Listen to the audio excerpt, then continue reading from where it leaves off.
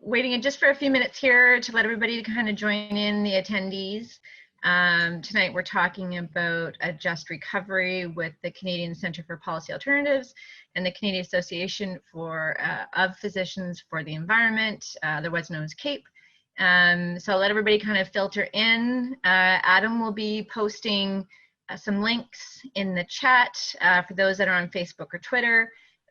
Feel free to add in questions via Twitter or Facebook, and we'll try to go through them as best as we can. But we're hoping to kind of just stick it within an hour. So my name is Margaret, and we have Randy Robinson here, and our third speaker, Dr. Courtney Howard, will be here very shortly. She's having a little bit of technical issues, but I imagine she'll be here very soon. She's here now. Hi, I'm like, oh, welcome. Did I set something up? I think I'm here. Yep, nice to see you. No, you're all good. Yeah, you're all good. So we're just giving everybody a minute or two to kind of join in, and then yeah, we also just for those that don't know, we're also streaming it on our Facebook, which is at Simcoe County Greenbelt Coalition, or you can find it live streaming on Twitter under SC Greenbelt. Please feel free to use the chat throughout the webinar to ask questions, to talk amongst yourselves. I hope we're going to have a really good discussion here about kind of our society, where we're going, and how just recovery and COVID recovery can kind of go together for the betterment of all. So welcome. How the event is going to go, just for everybody that's already online, I'm going to do just a little bit of an opening, and then I'm going to introduce our speakers who are already there. And then we'll go through a few questions with the three of us. And then if you have questions or comments, please feel free to put it in the chat. And Adam, who is hiding in the background doing the technical stuff, he will be selecting some questions, and we're hoping to wrap up just around 5 o'clock. Alrighty. So I'll get started with kind of a little bit of an opening. As I said before, we're on Facebook and Twitter. Please feel free to use the chat. Also make sure that when you're using the chat that you select that your comments go to all panelists and all attendees, or else not everybody else can see it. Again, please make sure that your comments and questions are respectful. And, you know, we're all here to learn from each other. So we try to foster an environment of acceptance and compassion. So let's keep that in mind.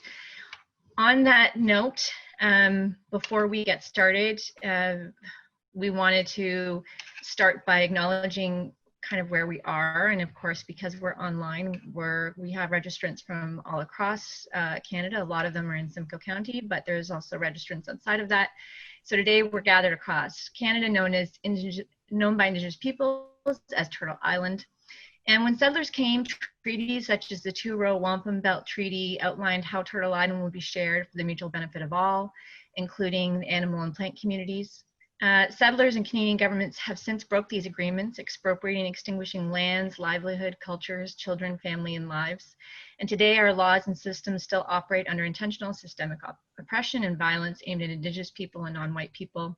We see this systemic inequity play out repeatedly in how it works with police shootings, in our budgets, in the policies that we make or the policies that we don't make. And examples of these inequities just don't stop there. It's not an exhaustive list. So our intention today is not only acknowledge the past and current events, but to commit to real change that can provide a hopeful vision of the future, which is why we're here today. We're hoping to found these on principles of equity, of human rights, of environmental justice, and a commitment to a new society and planet that works for all. We know that greater equity results in better health and well-being for all, and we also acknowledge and support the Indigenous land defenders, whether that be in unceded territory of the Wet'suwet'en or Six Nations of the Grand River Territory, countless water walkers and advocates, and of course the activists that are supporting with Black Lives Matter and racial justice. So welcome everybody. For those of you on Facebook, Twitter, hello. Those that are joining us through Zoom, hello. My name is Margaret. Some of you may know me, some of you may not.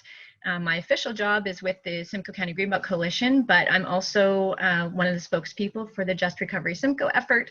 And we're pretty excited because we had about 40 groups across Simcoe County, including business owners, social justice groups, homeless and poverty advocates, labor, basically sign on to a letter and to an agreement in principle to say that as we're dealing with the effects of climate, with the effects of COVID, that really it's an opportunity for us to deal with some of the injustices and inequities that are in our systems. And so for those of you that are on Zoom, you can check in the chat, and Adam will have the link there for the Just Recovery Simcoe website. I suggest you check out the community groups that might be close to you. To figure out how you can be further involved. On the website there, you'll also see businesses that are supporting the Just Recovery Simcoe initiative. I highly suggest that you support them. And you can also sign up and take a survey about what kind of future you want to see in Simcoe County and across Canada. So please take some time to get to know us. Without further ado though, nobody wants to hear me go on all night. We have two wonderful speakers here, Dr. Courtney Howard from CAPE. She is an emergency physician in Yellowknife in Canada's subarctic and a clinical associate professor in the Cummings School of Medicine at the University of Calgary. She is nationally and globally recognized expert on the impacts of climate change on health and in the broader field of planetary health. She is also the president of the Canadian Association of Physicians for the Environment. Welcome, Dr. Howard.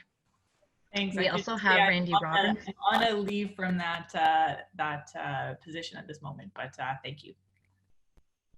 Right. Well, I will point though, even if you're on a leave, you were the first female president, right? So that's good progress. And then our second speaker, not to be outdone, is Randy Robinson. He's a director of the Ontario office of the Canadian Centre for Policy Alternatives. And Randy's background includes research and writing on public services and public finance, labor markets and precarious work, and economic thought. He holds master's degrees, not just one, but two, in political science and education.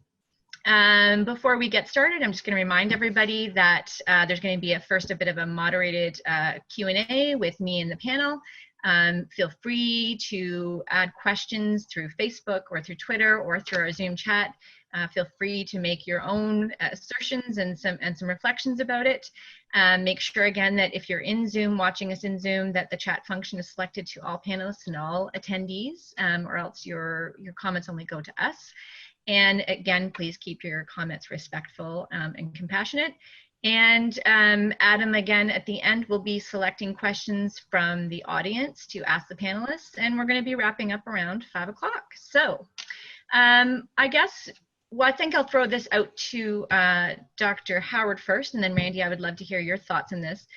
What do you think, I think everybody's kind of feeling that COVID isn't over. So we're not really at the point where we're done with COVID and let's move on. But there is a part of COVID that there's a recovery aspect to it. At some point, we have to deal with the damage that COVID has done, and we also have to seize the opportunities that COVID maybe expose more broadly. So what do you think is important in the kind of the COVID recovery, and why do you think why do you feel those things are so important? Thanks. Yes. So we, in the planetary health community, we look at COVID as a planetary health emergency because we know that it's a virus that started at the intersection of animals and people. And we know that as we progress forward with changing climate, et cetera, we're going to see more habitat change. And it's when habitats change and we get biodiversity loss that we end up with other novel intersections of that, and that's when viruses are more likely to happen. So there's no link between this pandemic and climate change, but certainly climate change will be a driver of other similar pandemics. And climate change also is known, the World Health Organization calls it the biggest global health threat of the 21st century. I know that's hard to believe given that we're in the middle of a pandemic, but when we think of, I live in Yellowknife, so we're already 2.5 degrees Celsius warmer than we were when an 80-year-old elder was born. I serve a patient population that goes up to Inuvik, and so they're already 3 degrees Celsius warmer. So, and we're committed in Canada to 2 degrees Celsius more warming because of greenhouse gases already in the atmosphere by the 2040s to 2050s, according to the Canada's Changing Climate Report. So we look at this as a planetary health emergency. And I think that the opportunity here is for us to say, this is not okay. We've had trouble in the past making the point that for a healthy economy, we need to have healthy people, and we've just had it proven to us. And so I kind of look at this moment in time as my kids sometimes will get these, complicated Lego kits, and they'll spend 2 days, putting it all together after Christmas or whatever. And then a toddler will come in, someone's kid will come over for dinner and we'll just like explode it. We'll just like run into it. There'll be like Lego all over the place. So pre-COVID, we had a, relatively functioning Lego structure. We're trying to ask people like, please take it apart. It's not going to do us good in the long run. It's not sort of benefiting everybody. And it's hard to ask people to switch up the status quo. And now we're all scattered all over. And so I think, it's a moment of tremendous vulnerability, but also opportunity if we are able to support one another through this period and then put it together in a way that keeps us safe and healthy in the long run. And so that's how I'm putting a real push on right now to try to influence this outcome. And it's because I suspect we won't see another moment of this type of, disruption accompanied by government spending again in the time window remaining for us to take productive action on the climate emergency. Sure, thank you. And Randy, I'm sure you probably have something to say about how the government spending and the initiatives and that sort of thing, the opportunities that can be seized during this time. Well, I'm just trying to think up a fancy metaphor like Lego, but nothing is coming to my mind. So I'm going to have to just, I don't mean to say fancy. I mean, that was a really good metaphor. But it's definitely an interesting time. I mean, one of the things that COVID has given us is that it's told us that if we are in a real emergency, if we believe that we're in a real emergency, that our governments and the people of Canada and people around the world are able to take action. They'll actually say, okay, this is important. This is more important than other things like balancing the budget or what have you. We're going to take action because this is a real emergency. And we haven't seen this kind of reaction really since World War II. Because we've been in this era, probably about 40 years now, I guess you could call it, where we're obsessed with cutting public services, cutting public spending, cutting taxes, free trade, privatization, that whole agenda that has made a lot of corporations and certain people very rich while leaving others behind. So we know that we can take action if we believe it's a crisis. But here's the thing, before any of this started, we had lots of crises going on. I mean, you talked about the crisis of colonialism, or we could talk about the crisis of anti-Black racism, or the crisis in housing, or any number of things, poverty. But the big crisis, of course, that Dr. Howard's talking about is the climate crisis. And what is so fascinating to me is that it's now become clear with COVID that the reason we haven't done anything, and when I say we, I mean governments, people, everyone, the reason we haven't done anything to match our COVID response about climate change is apparently we don't think it's a crisis. And that is really the tough problem to solve. Now, with COVID, I think it's an opportunity because COVID has revealed a lot of the fault lines of society. In Toronto, where I live, the most, and I think it's around the world and across the country, you're more likely to get COVID if you're racialized. You're more likely to get COVID if you were forced to go back to work because you weren't able in your job to work from home. So it's revealed a really divided society. And inequality is something that we have to deal with while we're dealing with climate change. Now, what's good about the current situation is that there are so many great ideas lying around about how we can respond to the inequality crisis, respond to the housing crisis, respond to the climate change crisis, all at the same time. So that's good. And I just think we can't say, okay, we had our crisis and now it's over and that's all the money we can spend. So we'll just have to see if we can put the Lego machine back together kind of the way it was. I think that would be a great tragedy. And given the carbon budget that's left to us and the amount of time we have to really make fast changes, it would be a big mistake if we didn't seize the opportunities that are in front of us right now. Yeah, for sure. And I mean, there's been populations, as you both mentioned, that have been struggling for a very long time. And so some people want to say, you know, well, we didn't know all these things were happening. But I do think, to your points, we've known about these crises for a long time. Maybe they haven't always been accepted within the general public, but these aren't necessarily new. They've just been exposed, as you said, Randy, as like fault lines. They've been exposed much more than they were before. And going back to that affordability, when you know, Adam and I, or some of the groups that we work with, talk to, whether it be municipal, provincial, or federal politicians, there always seems to be this sense, but we can't afford really to take care of climate. We can't really afford to deal with COVID. We can't take care of people forever. We just can't afford that. And I think probably both of you have different perspectives on the affordability side of it. So start with you, Randy. Is, you know, we can go with where that started from, but more importantly, is there any truth to it that we can't afford to take care of climate? We can't afford to tackle inequity or poverty or these COVID repercussions? Well, I don't want to take up the entire hour. This is such a great question. You know, I guess a better question to me is, well, could we afford to ignore COVID? Could we afford to fight World War II? And that's the same question to me as, can we afford to address the climate crisis and the inequality crisis that's going on right now? It all depends on where you think the crisis is. And you'll act, if your furnace dies at minus 60, let's say, in Yellowknife, in the winter, you're not thinking, can I afford a furnace? You're thinking, I'm going to die within probably 3 or 4 hours if I don't get my act together really fast. And that's the way we have to deal with the crisis that we're facing.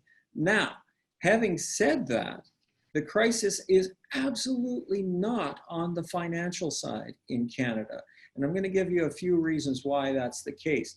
The first is, right now, interest rates are incredibly low. Government of Canada debt is, depending on how long you borrow it for, it could be 0.25%, it could be 1.25%, but it's basically the rate of interest that we're paying on our new debt, and the debt that we have generally is falling as well. We are paying interest rates that are less than the rate of inflation. So in other words, the people who are lending to us are actually paying us to borrow the money. So it's kind of ridiculous to say, wow, we better quit paying that. We better pay off that debt because we're going backwards. We're not going backwards, we're going forward. And you saw a very interesting example of that, where in spite of the fact that the government of Canada spent $225 billion, which is roughly 10% of the entire economy, just borrowed that money, and then lost $120 billion because of lack of tax revenues coming in. So you've got $1/3 trillion that we're further in debt now than we were 6 months ago. And yet interest payments on that debt are in real terms lower than they were 6 months ago, about $4 billion lower. So that gives you an idea of just how low the interest rates are. The other thing is the amount of debt that we've accumulated, really not that much compared to historical standards. Right now, it's probably going to end up this year that Canada's debt relative to the size of the economy, which we call the GDP, debt to GDP ratio, it's going to be about 50%. Well, back in the 90s, it was 66%, and interest rates were extremely high in the early 90s. After World War II, it was over 100%. But here's the funny thing about after World War II. The economy, which had been buoyed up by public spending on, equipping an army with over 1 million people and sending people around the world and growing food for them, the economy that had been built on spending public dollars didn't collapse after World War II. In fact, it was the most successful era in the history of the Canadian economy, roughly from 1945 to 1975 or 1980. And the reason it didn't collapse was that we were investing in so many things. And I think I've got to stop talking now, but the climate emergency and the other emergencies are such an opportunity to invest and to put that Lego structure back into one that we like and one that suits our needs now. We can do it. We've done it before in worse conditions than this, and we can afford it. Yeah, for sure. And Dr. Howard, I assume as someone who's taken the Hippocratic Oath, the idea of can we afford to take care of people? Can we afford to take care of our planet? Not saying that you're not an economist or that you don't know anything about economics, but I'm assuming your perspective on affordability and compassionate care would be would kind of be maybe from a different frame of reference than what Randy was talking about. Yeah, I think what's really interesting, I do research as well as clinical work, and what you realize when you're doing research is that the most important thing is for you to define your outcome of interest really, really carefully. And so when we look at the fact that we've been using GDP as our default measure of interest for so long, and then compare that with where we want to go, you can see that it sort of doesn't really make sense. And I think that that's one of the reasons why we're so poor at costing in our externalities.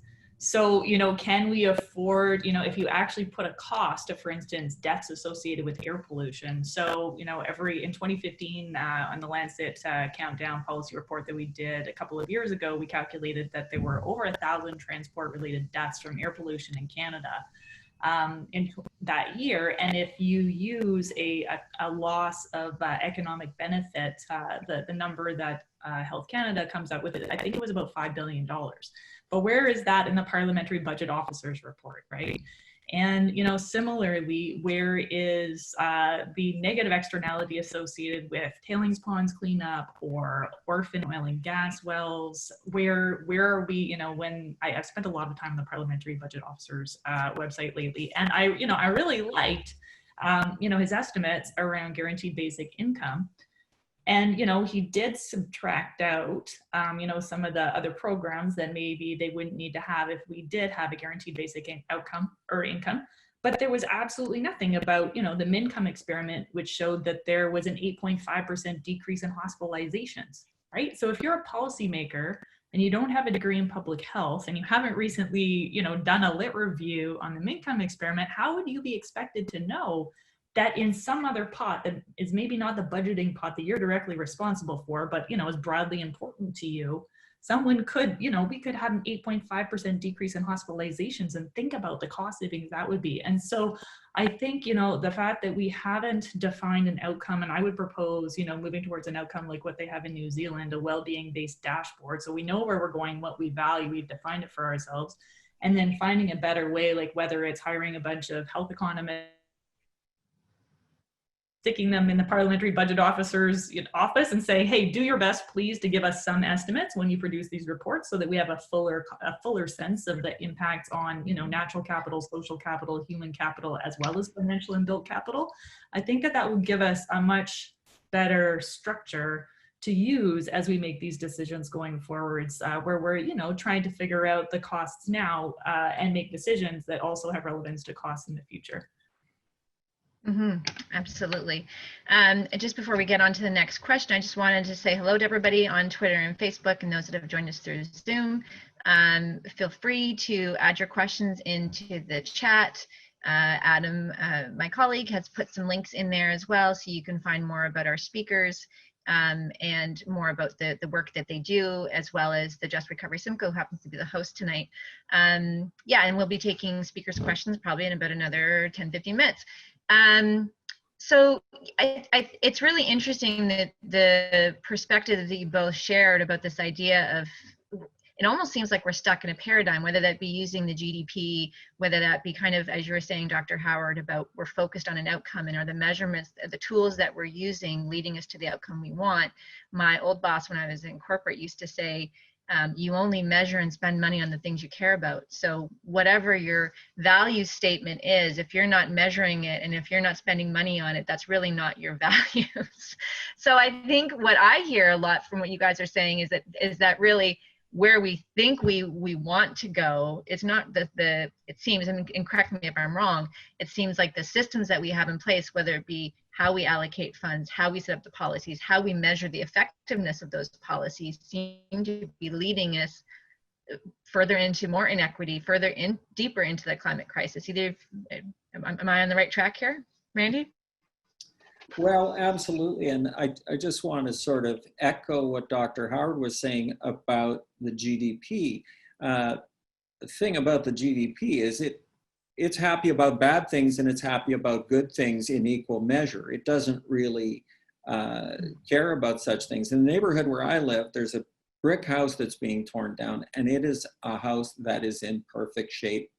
And it's just being demolished so that something bigger and more expensive should be put there. But the resources that are being wasted and lost through that destruction, I've always said that the city or the province should have something called an Office of Embedded Costs, which is that it's an organization that measures things that you are destroying in order to move forward. And talking about the cleanup of tailings ponds and things like that, and old abandoned oil wells, is very clear that we have not included those in our calculations. And yeah, there's no question that measuring things by GDP is far from perfect. Mm-hmm. Do you have any comments about that further, Dr. Howard? Well, I think it's useful to just really look for a second at inequality, because it's essentially toxic to society. There is nothing good about it. You know, when you really read about it for a while, it's worse for mental and physical health. It decreases trust within a society, so it makes it tougher for us to get along and govern ourselves. It reduces markers of women's empowerment. It's worse for child health. It has increased levels of criminality. And when we look at, for instance, the US response to the coronavirus crisis, we see how when a society is that unequal, they're unable to mount an effective response to an emergency. So it's really not even good for the rich people, because they couldn't get the tests either. And they were exposed by the higher prevalence of the virus everywhere. And so I think when we're looking for a North Star where we need to go, you know, there's you know, people feel awkward about proposing something like a wealth tax, but when you look at it and you're like, you know what, that's just contributing to inequality. That is doing us no good. It is not heading in the right direction. So how about we, you know, do a little bit of redistribution, have a wealth tax, use that to help fund a guaranteed basic income.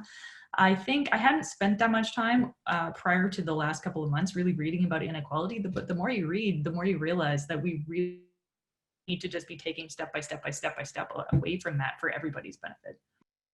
Yeah, and if I could just jump in on that inequality and taxation. I mean, this is, when we fought in World War II, we didn't just not freak out about debt. We also brought in really good taxation measures. There was an excess profits tax. There were all kinds of taxes that we should revisit again. You know, looking at COVID, one of the things people maybe don't realize is if you made less than $48 an hour when the pandemic started, you lost money. Yeah, you did. You probably lost work. If you made less than $16 an hour, 50% of the population either lost their job or lost the majority of their hours.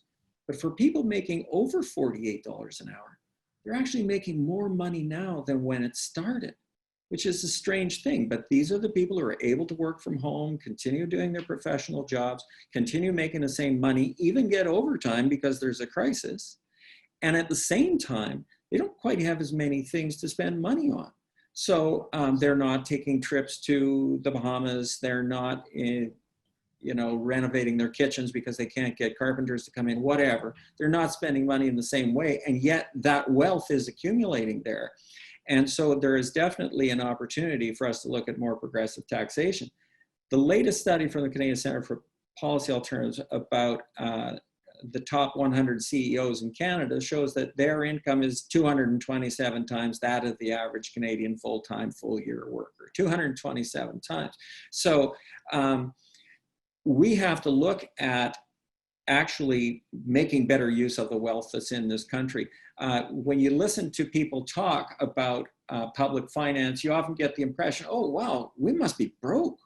Canada must be broke. We must be in terrible shape. But the fact is, the record, and again, sorry to use GDP, but the record wealth moment in Canada was 2018. It wasn't 1967 in terms of economic activity per capita. But if you are getting 20 hours a week working at a grocery store, or you're making $19 an hour working in a long-term care facility, you're going to feel that the country must be poor. It's not poor.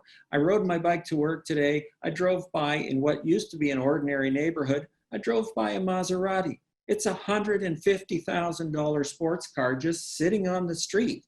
Like, who needs a $150,000 sports car? If that's not a signal that we need to start taxing the actual wealth in this country, I don't know what is. Mm-hmm. Absolutely. And I think it's interesting too that, you know, I was reading something by an economist that I follow on Twitter, and talking a lot about what you were saying, Randy, and of course you as well, Dr. Howard touched on it, about how this particular COVID, not only how it's affected people differently from a health point of view, but also an economic point of view. And that certain people, as you were saying, Randy, depending on their wage, but also depending on their gender and where they live, you know, they're experiencing it much differently. And then it's interesting to see how various governments, I mean, at different levels, are kind of going back to these solutions of let's build bridges, let's build roads, let's get at, you know, the construction side. I'm not saying this is for every government, but I'm watching various provincial and municipal responses.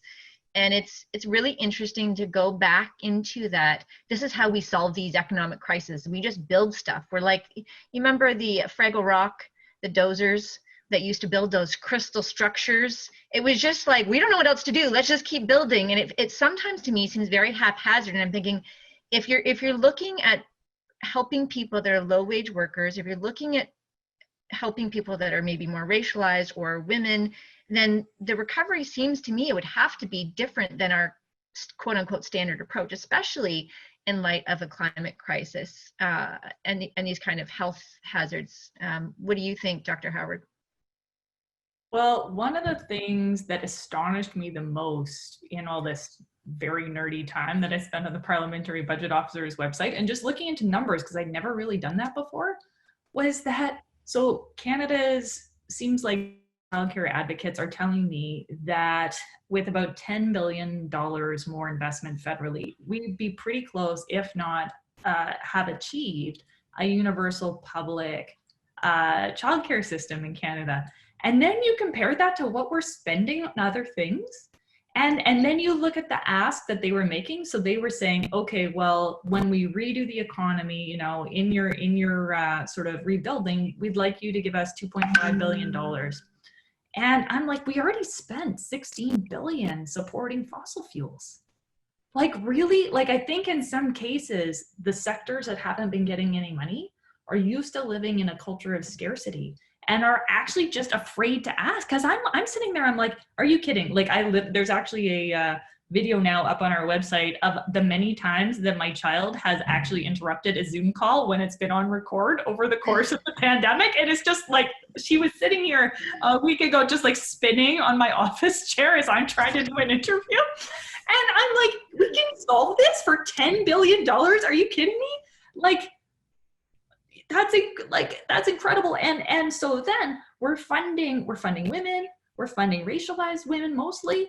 It's a low carbon job, it's a caring job. We know that we're gonna need more caring jobs as we get older. So whether we're funding them or if we're funding elder care training, I mean, I think we do need to really broaden our view of what a low carbon job is and acknowledge that some of the ones that are really going to have the most staying power, particularly in an automated economy and as the population ages, are caring jobs. And they, you know, predominantly women, and we can license those. We can make sure that they're trained properly. We can give them proper job security. It'll be better for everyone because then they'll stay in the work longer and there will be more of them to take care of us all. And it actually isn't that expensive compared to all these other things that we're doing. Mm-hmm. Randy, did you want to jump in on this? I do.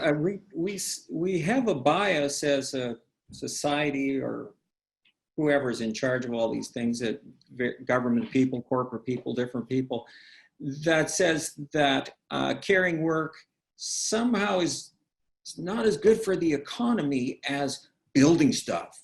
You know, we get that Lego structure in place. That's something that's going to be around for a long time. But so is a healthy, well-adjusted child. And if anything, that, in fact, an unhealthy, not well-adjusted child could, you know, cause a lot more damage to society than a few potholes on the highway. So it's a good return on investment. But the other thing we found is that society just doesn't work without childcare. The economy is absolutely hamstrung without good quality functioning childcare. And so I totally agree with Dr. Howard. We have to sort of reorient ourselves away from let's build stuff towards let's create jobs that actually meet needs. And we will. I mean, if we are having a climate emergency revolution and we fix Canada the way we want to, we are going to be building stuff. There's no question about that. But we also have to recognize that the kind of society that we want has a lot of caring that goes into it. And we need to recognize that for sure.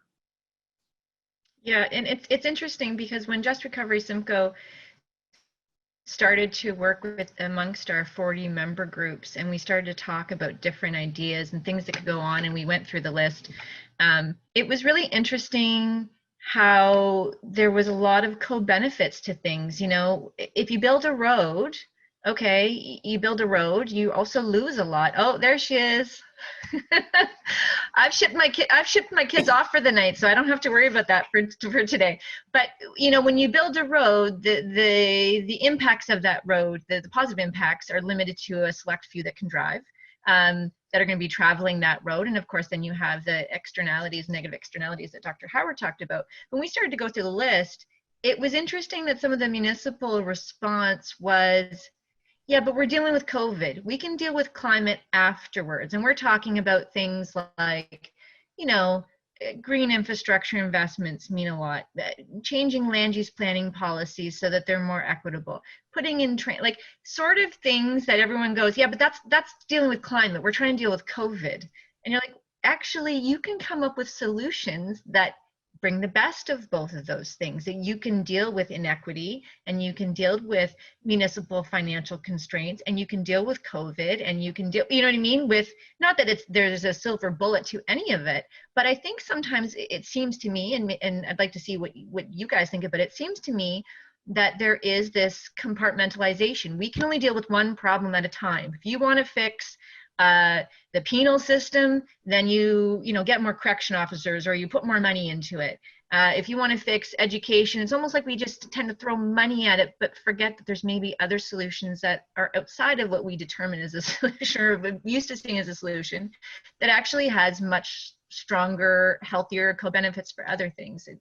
Am I off on that? Do you feel that the governments are like more broad, or do you still think they're compartmentalizing as I see them? Randy? Well, I mean, first of all, to go back to the very first thing Dr. Howard said, it's not like COVID is over, and it might not ever be over for all we know. We might have more pandemics. We've been expecting one for a long time, and just because we have one now that is going around the world doesn't mean it's going to be another 15 years. As gamblers say, the dice have no memory. Doesn't matter what the odds are, it could happen again. So we cannot just assume that we're dealing with COVID and then we'll get through that. And then we'll deal with these other crises. But I want to say to the politicians that say, oh, we're going to deal with COVID, then we'll deal with your problem. I think the correct response is, well, no, you won't. You weren't dealing with it before. You didn't care before. What makes me think that you care now, right? And I just really think that it has to be one integrated solution that's dealing with COVID and is dealing with the other problems as we go. Because if dealing with COVID takes 10 years, well, the climate situation is going to be, well, we all know it's going to be a chaotic disaster. So we can't wait. Mm-hmm. Dr. Howard? Yeah, I like this concept of multi-solving. I first heard Elizabeth, I'm not sure if I'm saying her name right, Salin, discuss it. And it really, she talks a lot about the health co-benefits. So it's a way to frame a lot of what we talk about in terms of the, air pollution related health benefits and healthcare cost savings associated with phasing out coal-fired power plants and that kind of thing. Or active transport, cycling actually reduces mortality. There's almost nothing that I could do that decreases mortality. Although I did just read a study that shows that electing more female decision makers in Canada has been associated with decreasing mortality. So I thought that was kind of interesting. I'm like, oh, it goes in the same very small basket as cycling. That's cool. So yeah, I think we have no option but to solve both at the same time. And there's no reason not to either, because there's so many solutions that just move us in the right direction. But I really do think, I've been working with Trevor Hancock, who is a, major planetary health and public health thinker in Canada, and really pretty serious about this idea of like, how do we maximize the number of places where we can connect budgets so that people at least know about the impact on somebody else's budget by an action that they do, and somehow get credit for it. Because I think that so much for future benefit with, things that seem like a cost now. But I do think that we need to change the overall structure, because otherwise we're just not going to be there if we've only got our eye on GDP. I really properly think that this is a moment where we need to move to a New Zealand style well-being based economy, use some of the Canadian index to inform a made in Canada version. And I think that that's pretty critical, because otherwise in the emergency department, if you're resuscitating something, you always know what your outcome is. You're like, I'm targeting a blood pressure, systolic blood pressure of 90. And that's what I'm resuscitating to. I'm not convinced right now that our policymakers are like, what's their goal? What is their goal? How are they measuring their progress? And so therefore, how do you make the risk and benefit decisions of your various decisions? Mm-hmm, mm-hmm. And one of the things that Just Recovery Simcoe did when we were kind of working together on this letter was to really focus on the social determinants of health. And we felt if you made budgetary decisions based on equity and the social determinants of health, that's a really good foundation.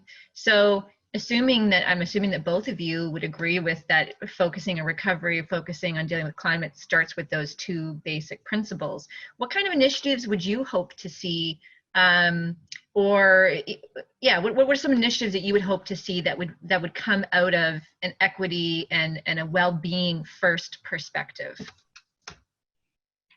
Start with you, Randy.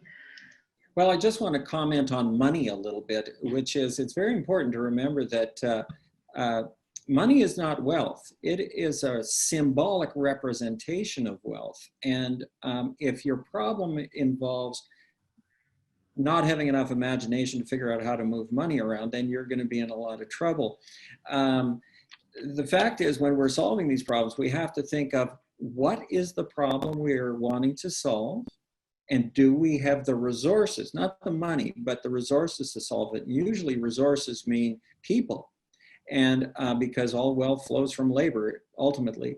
And I think it's just really important to say, okay, if we have the problem and we have the people, we can solve this problem regardless of what's going on on the money side of it. If we put people to work doing useful things, whether it's childcare or building a bridge, whatever it is, everything is going to lift up with it. Now, having said all that, I forgot your question. It was just what kind of initiatives, if we went with well-being and an equity first kind of lens to put decisions through how we spend money, where we allocate it, what kind of initiatives do you think would be a part of that you would like to see that we haven't fully embraced right now? Well, I think everybody has their favorites. It was interesting, Dr. Howard talking about $12 billion would give us a fantastic childcare system, or at least an acceptable one. We know also that $15 billion a year would give us national pharmacare. And compared to what's happened with COVID, we can see that these are actually small numbers. They're not big numbers at all. So it's on the scale of Canada, these things are doable. One of the things we haven't talked about too much is the transformation of the economy from fossil fuels to, I presume, some sort of super electrified world. That is going to take some investments. It's going to take some reallocation of wealth. But what I'm kind of hoping is that more and more fossil fuel industry companies start to see themselves as energy companies, and they start to say, you know what, this is a dead end. Taking hydrocarbons out of the ground and pouring them into the air. So, you know, it's not one thing or the other. Supporting incomes is super important, because if people who have low incomes have enough money to get by, they will lift up the economy as well. So, like I say, everybody has their top 10, but I would definitely put anything to do with care. I mean, I think pharmacare is a no-brainer. It's so affordable and so doable. And then electrification of the economy and how that would work, I think, is really something to look at. And conservation, obviously. Yeah, for sure. And before Dr. Howard goes and to answer the question, just a reminder, we're going to now open up after Dr. Howard goes to questions from the audience. So if you're on Facebook or Twitter, please feel free to add in the comments, or if you're on our Zoom chat here, then feel free and to put your question, and Adam will be going through after you, Dr. Howard. What kind of initiatives would you like to see a part of it? Yeah, I share many of Randy's priorities. Certainly, I think a guaranteed basic income would help us a lot. I know there's all sorts of different measures that are being proposed now. And I also know that I see a lot of people at 2 in the morning in the emergency department when they haven't managed to fill out the right form. And that, you know, we've already got housing crises in multiple jurisdictions in Canada. And, you know, if we don't support that initial income to keep people housed right now, like the minute they lose their house or their housing situation, everything else just spirals. And we know that the cost of the system just goes way up. And so I think that that's really, really a priority. And after that, I agree. I think that I'm increasingly liking the idea. It was actually proposed by Dan Raza, who's, I think he's still the chair of Canadian Doctors for Medicare, of a Canadian Community Care Act. So to parallel the Canada Health Act with the same 5 principles associated with it. And the priorities for me within that, I would actually put childcare in there. I think we need to acknowledge how important it is and put it in there. I would also put pharmacare in there. I think psychological care is going to be really, really important over the next few years. I'm seeing tremendous levels of anxiety. And when you think about it, you know, if one person usually like loses their job under normal circumstances, they can ask for help from a bunch of people who are living relatively stable lives. And now we're all, for another analogy for you, Randy, this in my head looks like, have you ever stood up on a air mattress in a lake? Yeah. And tried to hold on to somebody else who was standing up in an air mattress in a lake? Like, it's just instability all around, right? And so like the number of people presenting for mental health related complaints that I've seen in the Emerge since the pandemic started has just skyrocketed. And we know that quarantine, like there was a review in the Lancet that showed that there's mental health impacts associated with quarantine. And that was pre-COVID. They were looking at previous episodes, but there was anxiety, depression, PTSD. We know that, you know, grief and not being able to see one another in terms of our family supports is going to also increase stress. And all of the it was Deloitte, I think, did quite an interesting study looking at the rates of claims that they had for anxiety and depression following the Fort McMurray evacuation. And they were thinking of that sort of an acute traumatic event, and they were elevated for a year or two after. So it's not like you know, we need to really be anticipating a prolonged period. A good friend of mine works at the BC Centre for Disease Control, and apparently they're saying sort of internally, like, think of it as 2 years. It's at least 2 years. You know, by the time optimistically we get a virus a vaccine going and we roll it out and we, you know, have people sort of vaccinated up to a level that's significant, at least 2 years, and then we're all still recovering. So I really do think that we're going to see increased mental health stress for quite some time. And most places in Canada don't cover care outside of the hospital the way that they ought to. So if we can start to fund some of that, that would be really helpful. And if I could just it looks like we're going to have some. Yeah, go ahead, Randy. Well, I just wanted to add one thing, which is we need to deal with the housing affordability crisis. And that means not just homelessness, but the fact that people's incomes are being sucked into housing in a way that they never were in the past. And it's entirely the effect of poor government policy over the last quarter century. You know, I like to say, when you lose your job, you go home. What happens when you lose your home? You're going nowhere, right? And it's just so fundamental to having stable lives for people, and stable mental health is housing. Yeah, for sure. So just before we get to Adam with the questions in the chat, before you go, Just Recovery Simcoe has a survey up. We'd like you to take 2 or 3 minutes to do it. Basically, the survey is to get your opinions about what's important in your community, how you feel about your community, what kind of things you'd like more or less of. And the plan with the survey results is to present them to municipal politicians and provincial leaders to kind of say, hey, here's how people are experiencing the community, and here's how your constituents are seeing it, as a way to help push the marker a little bit more in favor of just recovery. So Adam, do you have 1 or 2 questions here for our panelists? Yes, I've got way more than that, but we'll start off the top and see how far we get. So Mike Spears asked, I'd like to know what role the panelists believe capitalism has played in the many, many crises we are now facing. I guess start with Randy for that one. Well, I'm going to go with all of them, since we've had capitalism. I mean, capitalism is kind of excellent at generating wealth.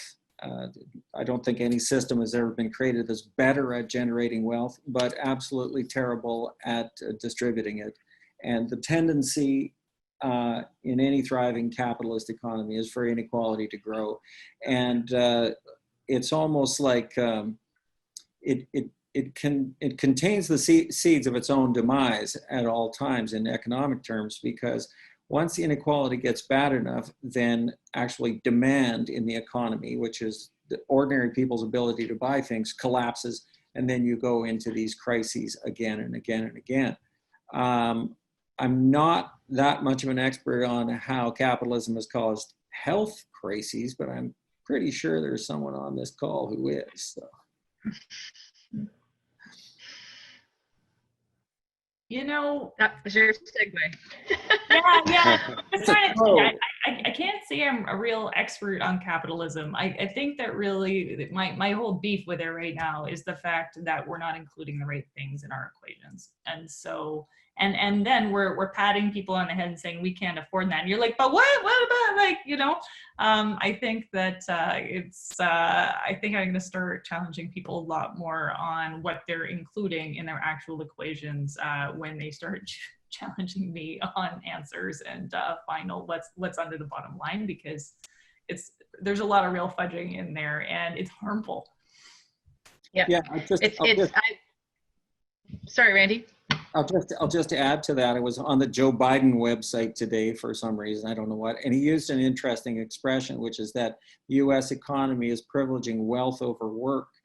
And there are so many ways, I'm thinking of banks, I'm thinking of landlords, that some people are working for other people all their lives, basically, and not having anything to show with it at the end. And so that to me is a crisis in itself.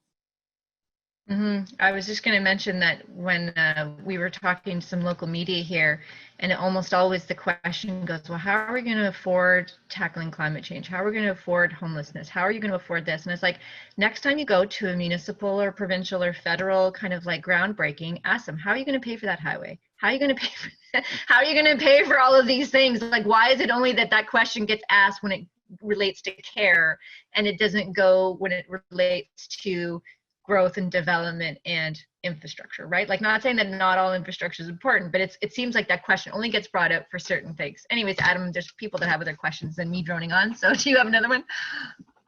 Yeah, so I'm having to be selective here, so I'm sorry if yours is not going to get asked, but I'm going to try and ask ones that are a little bit outside of the usual here. So what would you, from Robert Case, what would you expect the ecological impacts of a universal basic income would be? More consumption, less consumption due to more efficient distribution of resources?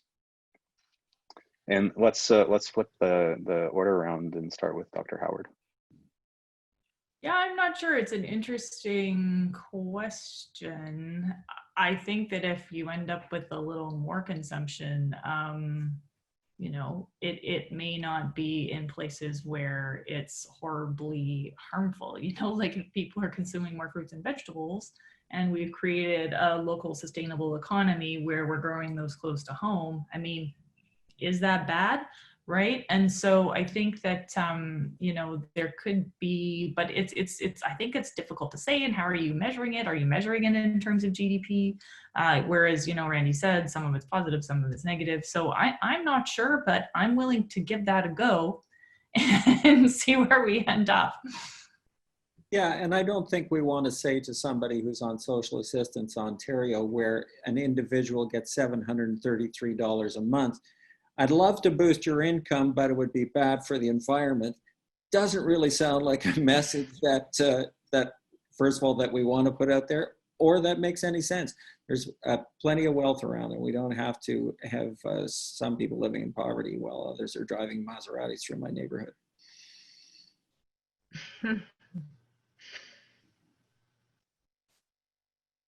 Another one, Adam? Yes. All right. There's a bit of a hot potato one here from Sandy Agnew. How do you see the overpopulation of the planet and overconsumption of resources factoring into the recovery? I think you might have to split out overpopulation and overconsumption there, perhaps. Anyways, I know that that's a topic for people, and I think it can be addressed in a number of different ways. I'm interested to hear your answers. Randy. Well, I guess the first thing I would say is the planet's going to be fine. If humanity destroys itself in the next 100 years or whatever, the planet will figure out a way to manage without us just fine. But I think implicit in that question is a sort of notion that we have too many people. And if we have that notion, then we must surely be thinking that some people are more important than others, which I don't buy. We have the people that we have, and they all have equal rights to be part of, you know, a better world. So would it be better to stabilize population growth? I don't doubt it at all. It would make a difference, but I think we can also solve problems in other ways. Yeah, I think it's helpful that both of those were posed at the same time, because the problem is really consumption. It's the fact that I consume way more than the people I was serving when I was working in a slum in Djibouti. And so, like, epically more. And we know that from Canada's carbon footprint per person compared to other places in the world. And so the way, something that's really lovely, the way I like to look at this, and the way I think we all should look about it, is that, you know, access, ensuring that women and girls have access to education, and ensuring that they have access to the family planning that they tell us that they want.